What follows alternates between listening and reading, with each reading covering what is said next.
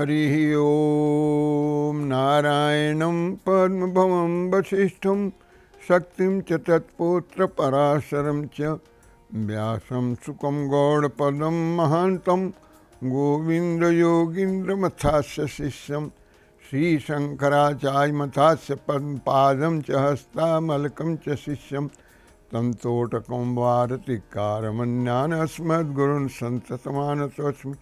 श्रुतिस्मृतिपुराणानाम् आलयं करुणालयं नमामि भगवत्पादं शङ्करं लोकशङ्करं।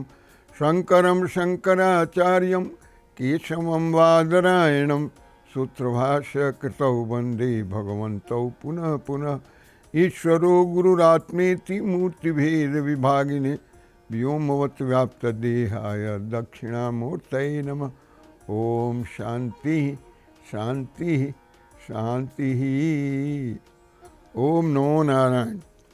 ज्ञान गंगोत्री की श्रृंखलाबद्ध स्वाध्याय के कार्यक्रम में आप सभी का हार्दिक अभिनंदन है, हार्दिक अभिवादन है, हार्दिक स्वागत है।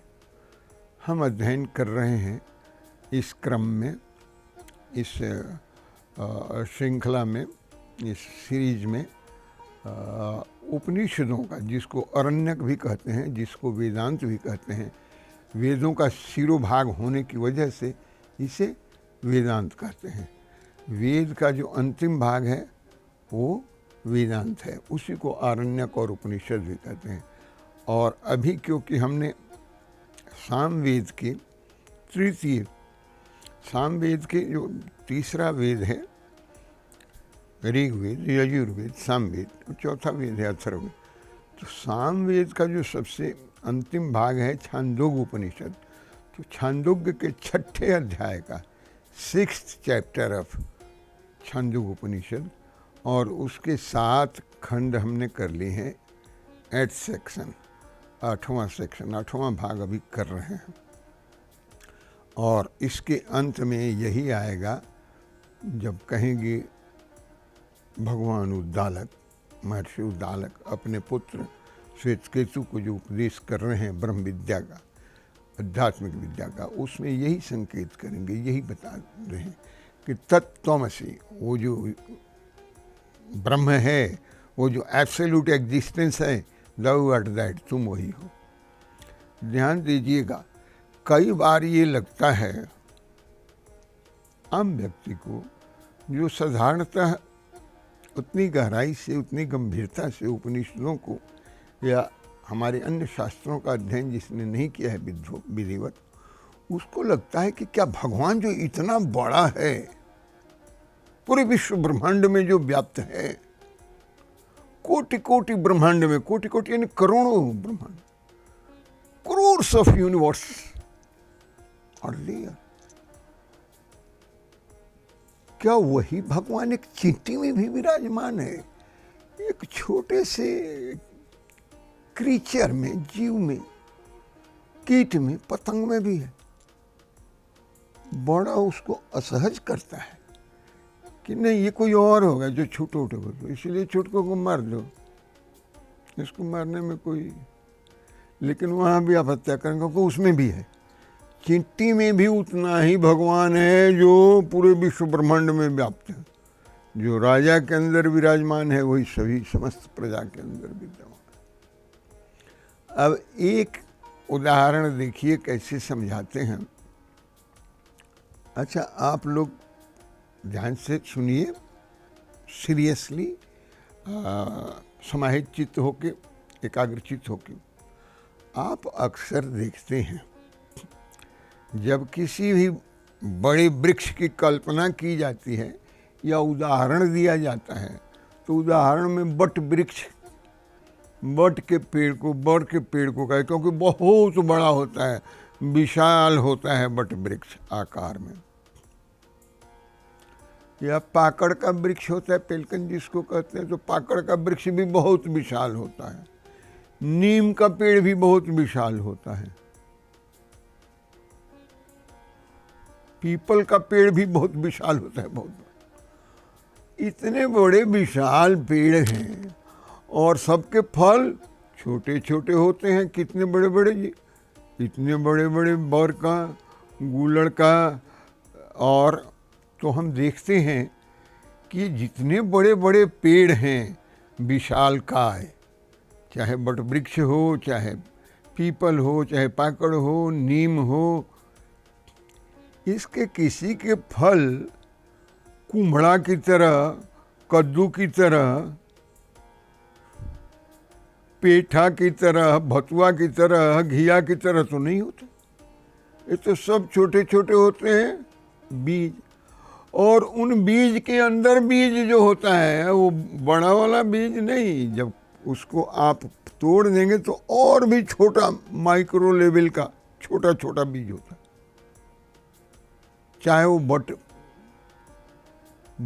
बर का हो, चाहे वो पीपल का हो, चाहे वो पाकड़ का हो, चाहे वो गूलड़ का हो, उसमें से जो बीज आप लेते हैं उस बीज को तोड़ देते हैं इतने सरसों के दाने से भी छोटे,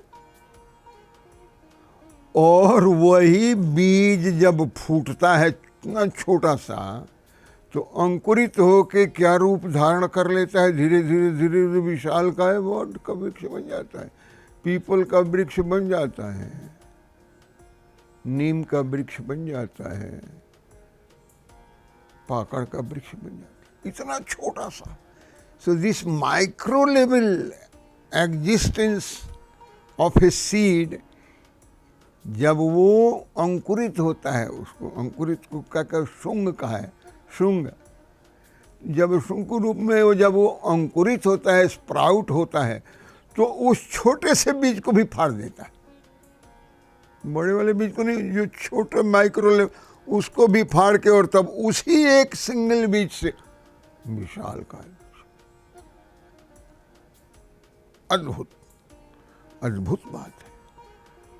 दूसरी तरफ आप देखते हैं कि जिसका क्रीपर्स हैं, क्रीप है, लतर जिसे लता जिससे फैली हुई है, चाहे वो घिया लौकी हो, चाहे कुमड़ा हो, चाहे वो भतुआ जिसको हम कहते हैं पेठा वो हो, और ककड़ी हो, ये जितने बड़े बड़े फ्रूट हो, तरबूजा हो, खीरा हो, ये जितने बड़े बड़े होते हैं फल और सब्जी, ये तो सब लतर में उनके आ जाते हैं, और उनके अंदर भी बीज होता है जिससे कि इतना बड़ा विस्तार होता है। अब ये बीज का जिस तरह से विस्तार होता है, उसी तरह से संसार वृक्ष का विस्तार हुआ है मनुष्यों का। कैसे बनता है वो बीज, तो भगवान समझाते हैं कि देखिए, भगवान जब मैं कहता हूँ तो ऋषि को कह रहा हूँ, ऋषि कौन जी, उद्दालक जी, उद्दालक कौन जी, आरुणि जी, आरुणि जी कौन जी, श्वेत केतु के पिताजी। श्वेत केतु से कहते हैं कि देखिए बेटा जी, देखिए वत्स, देखिए सौम्य, सौम्य यानी सौम्य उसको कहते हैं जो देखने में सुंदर हो, गुड लुकिंग हो। Please listen to me good looking one, मुझे ये सौम्य ध्यान से सुनिएगा। आपको मालूम है कि मन हमारा जो बनता है वो कैसे बनता है, अन्न से बनता है, और अन्न के पीछे जो फोर्स है वो किसका है, आपको मालूम है कि उसका फोर्स जल का है, और जल के पीछे जो शक्ति है उसमें इनहेरेंट वो किसकी है जी, तो तेज की है, अग्नि की है, और वो तेज का रूप के पीछे किसकी शक्ति है, वही परमात्मा की और वही सत्य की शक्ति है। So ultimately where the energy comes from, सत्य से ही एनर्जी आती है, तेज में, तेज से आती है जल में, जल से आता है अन्न में, और अन्न से आता है जिससे हमारा शरीर बनता है। अब आप एक और थोड़ा ध्यान दीजिए, इसकी माइक्रो एनालिसिस में हम जाते हैं और सूक्ष्म इसका विश्लेषण करने में, कि पहले हमने इसके पहले के पूर्ववर्ती एपिसोड्स में हमने चर्चा की है कि अन्न से मन बनता है, लेकिन इन तीनों चीज़ का हमने अध्ययन किया कि अन्न का जो ग्रॉस होता है उसका, वो तो मल की तरह बाहर निकल जाता है। मध्यम श्रेणी वाला होता है वो एसिमिलेट होता है, और सबसे सूक्ष्म होता है वो माइंड बन जाता है। अब उसी तरह से जल का भी है। जल का भी जो त्रिवृतकरण होता है तो 3 भाग में वो भी बढ़ जाता है। उसका जो सबसे जो जिसको आप कहते हैं गार्बेज टाइप होता है तो उसका यूरिन बन जाता है, बाद बाकी वो जो है रक्त बन जाता है, फिर उसके बाद जो सबसे सूक्ष्म है वो प्राण बन जाता है। तो जल से ही ये प्राण बनता है।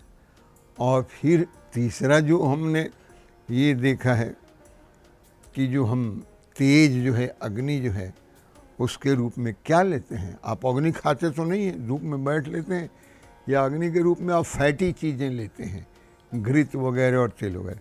उसका क्या बनता है जी, तो कहते हैं कि उसका जो सबसे विकार वाला होता है तो उसका बन जाता है हड्डी, और मध्यम में मजा, और फिर जो सबसे सूक्ष्म होता है वो बन जाता है वाइटल एनर्जी। वाइटल एनर्जी यानी वीर्य बन जाता है।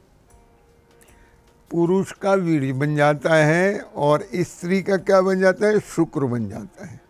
तो ये शुक्र शोणित के मिलने से उत्पन्न होता है जो पौधा, जिसको हम कहते हैं कि ये आदमी का ये बेबी है, बच्चा है ना। वो गजब बात। कहाँ से आया जी, पिता के शुक्र से और माँ के शोणित से ये वाइटल एनर्जी जो है रिफाइंड होके जो आते हैं, फिर उनका पोषण माँ के कुक्ष में होता है, फिर वो उत्पन्न होता है, बड़ा हो जाता है बच्चा। So this is how reproduction is undertaking. अब आप देखेंगे जब यहाँ तक बता देते हैं तो उस छोटे से बीज में से जैसे जैसे जैसे जैसे आप आते हैं, और जैसे ही बच्चा एम्ब्रायो स्टेट में होता है अपने माँ के गर्भ में, उसमें भी प्राण शक्ति का संचार शुरू हो जाता है। किसके साथ उसका माँ के, उसका नाभि मंडल जो है माँ के साथ नाल जुड़ा होता है, और जो माँ खाती पीती है उसको भी फीडिंग हो जाती है, और जो माँ सांस लेती है उससे बच्चे का भी सांस प्रश्वास चलता है। और जब बाहर निकलता है बच्चा तो उसका नालोच्छेदन कर दिया जाता है, नाल उसको डाइसेक्ट कर दिया जाता है, काट दिया। अब वो उसकी डिलीवरी हो गई तो वो स्वतंत्र एक बच्चा हो गया धीरे धीरे उसका पल। कहते हैं कि इस माइक्रो लेवल में भी वही था। एक पुरुष सूक्त में ही, उसके बाद में है नारायण सूक्त में कि प्रजापतिश्चरति गर्भे अंतर अजायमानो बहुधा विजायते तस्य योनिम परिपश्यन्ति धीरा तस्मीन तस्थूर भुवनानि विश्वा। जो देवेभ्यो आतपसी जो देवानाम पुरोहिता पूर्व जो देवेभ्यो जातो नमो रुचाय ब्रह्म। क्या क्या वेद के ऋषियों ने देखा। कहते प्रजापतिश्चरति गर्भे अंतर। प्रजापति कौन, भगवान himself, the Lord himself enter the womb, गर्भ में जाता है। कई बार तो मेरी आंख से आंसू हो जाते। हमारे ऊपर कृपा करने के लिए भगवान ने अपने को गर्भ में डाल दिया। प्रजापतिश्चरति, ये मंत्र किसने देखा है, ऋषियों। प्रजापतिश्चरति गर्भे अंतर अजायमानो, अजायमान है, जन्म लेने वाला नहीं है, जन्मा है। अजायमानो बहुधा भी जाए थे, और अपने को बहुत तरह से उसे सृजित करता है। तस्मीन तस्थूर भुवनानि विश्व, पूरा भुवन उसी से उत्पन्न होता है। हमें मुक्त करने के लिए हमारे ऊपर कृपा करके वो 9 महीने 10 महीने तक माँ के कुक्षी में रहता है। वो नहीं रहेगा तो फीटस जो है, शुक्राणु जो है, वो मर जाएगा। कहते हैं कि श्वेत केतु जी, भगवान उसमें जाकर निवास करता है और फिर बाहर निकलता है। जो जो संस्कार लेके आते हैं वैसे। पिताजी थोड़ा और इसको करिए ना explain. Okay, I do that, don't worry. सुनिए ध्यान से। क्या आप देखते हैं मधुमक्खियों को, जिनको हम हनी बी कहते हैं, मधुमक्खियों को हनी बी कहते हैं ना अंग्रेजी में। शहद वाली मधुमक्खियाँ अलग होती हैं, वो बड़ी वाली होती हैं, उनको भ्रमर भी कहते हैं। ये थोड़ा सा प्रसंग बढ़ जाएगा, चिंता न करिए, मैं समझाऊंगा इसको फिर। मधुमक्खियाँ ये मत समझिए कि केवल फूलों से, विभिन्न प्रकार के फूलों से पराग लेके आती हैं, विभिन्न प्रकार के पौधों के किस्ले से उनके रस लेके आती हैं और उन रस को, उन पराग को ट्रांसफॉर्म कर देते हैं, कैसे कि वो शहद बन जाता है।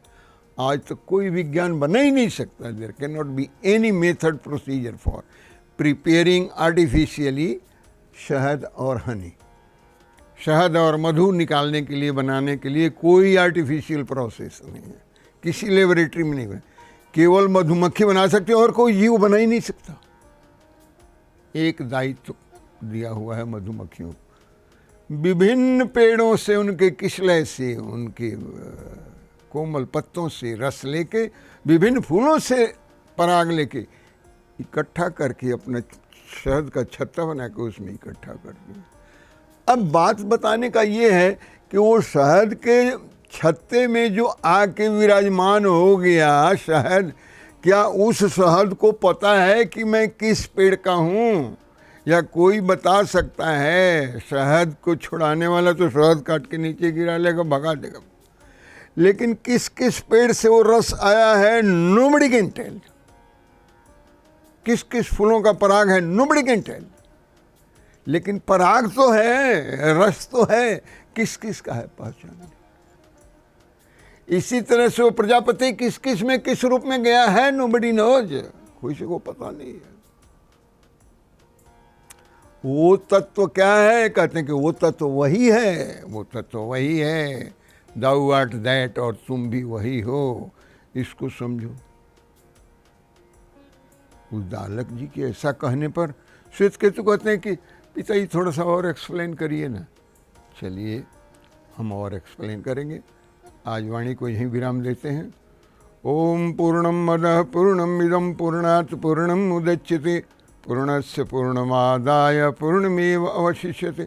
ओम शांति शांति शांति। आप सबका बहुत बहुत धन्यवाद, बहुत बहुत साधुवाद, बहुत बहुत आभार। ओम नमो नारायण।